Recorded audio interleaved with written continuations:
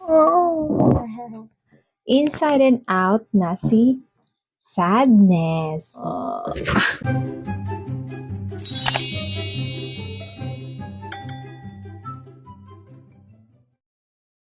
Hi everyone, this is April Live TV again and welcome to my channel. So ating gagawin for today's video is magiging sadness tayo.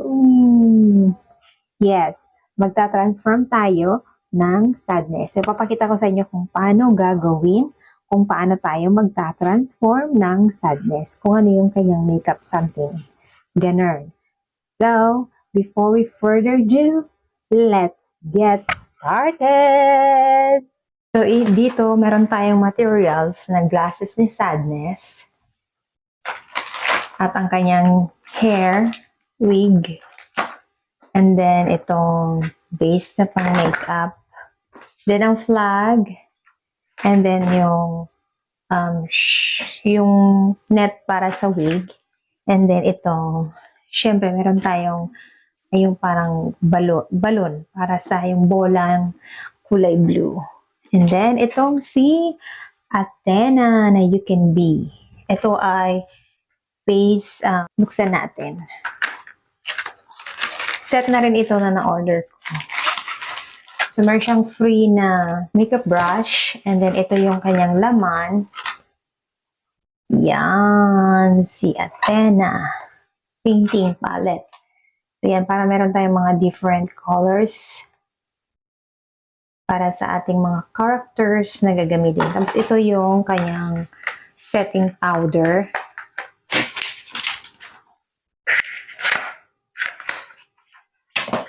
So, ayan, bubuksan natin. So, ito yung setting powder ng You Can Be. Kasama yan sila.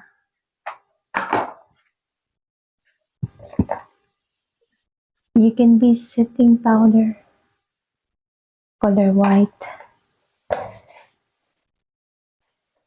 Paint ito siya. Meron ito sa Shopee, Lazada, and sa Amazon. Kung gusto niyo mag-order ng face painting, ito ay You Can Be face painting.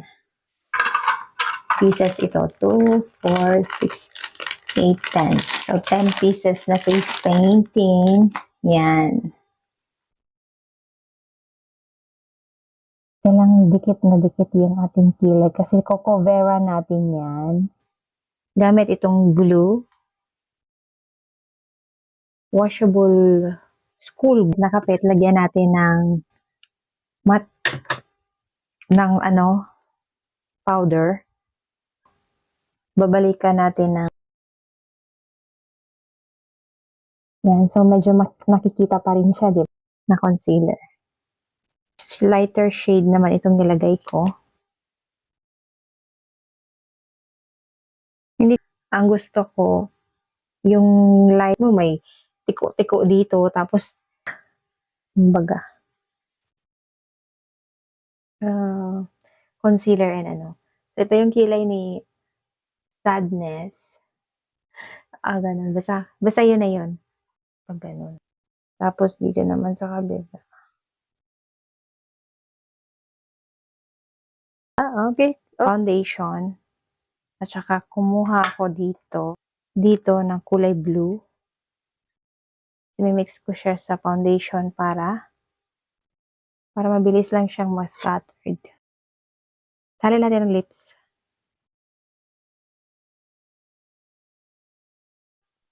Kinontour ko na rin yung tapos, itong glittering niya, itong shimmering, ito yung para medyo matangos pa rin ang ating ilong. Brush.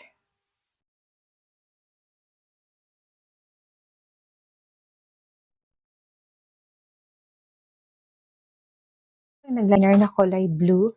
So, gagamitin ko to para sa mata, para colors na eyeliner. Nitong lashes extension. So, lalagyan natin ulit kasi So, ginamit ko siya kasi yung palette niya is eto. So, ginamit ko yung darker blue, tsaka ito, at tsaka yung highlights. So, mag-change outfit lang tayo and let's go! Sa dami ng passion na gusto kong gawin sa buhay ko, makeup pa talaga ang napili ko. Ang daming aribot-bot. Pero enjoy naman. Kasi hindi mo akalain na makaka-create ka ng mga ganitong makeup look, diba? Pati ikaw sa sarili mo ma-amaze ka. So yun, nilagay ko lang ng hairnet ang aking buhok para wala masyadong makikitang mga buhok-buhok. Paglagay ng wig. Ito na yung aking nabuhok ni Sadness. Gagamitin na natin for the first time. Yeah, meron siya yung garter sa ilalim. Synthetic po ito. Yung mumurahin lang. Actually, pangbata lang ito na wig.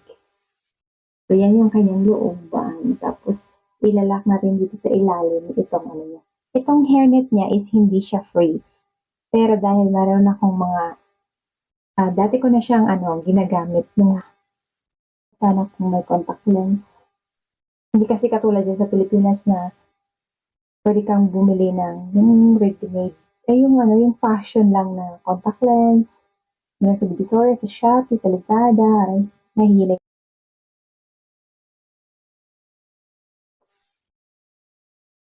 Sali natin ang leg kasi parang magkaibang kulay. Siyempre, madadamay ang kamay. So, nag-mix ulit ako ng foundation at saka kulay blue para malagyan ng aking kamay. Dito lang naman, ito lang naman sa may likod ng palad. Ayan, tapos ng ating kamay, konting blue lang.